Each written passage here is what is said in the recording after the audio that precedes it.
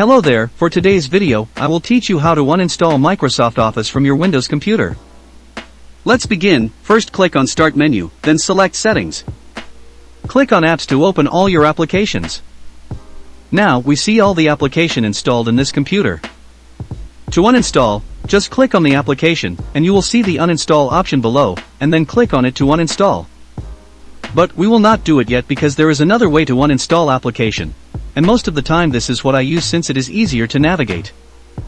To do it, just go to search bar and type Control Panel. Then open it. Now click on Programs and select Programs and Features. Here's the list of application we have in this PC. Now let's start uninstalling some application. In my case, I will uninstall my Microsoft Office 2007 version, so I can install the newer version of Office application.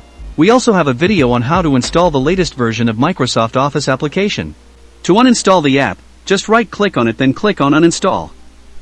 Just click Yes to confirm that you want to uninstall or remove the application. Now wait for some time until the uninstallation is completed.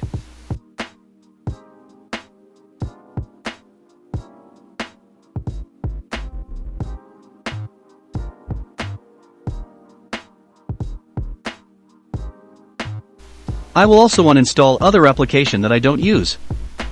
We will use the same process, right-click on the app and select Uninstall, and confirm the uninstallation since this action cannot be undone.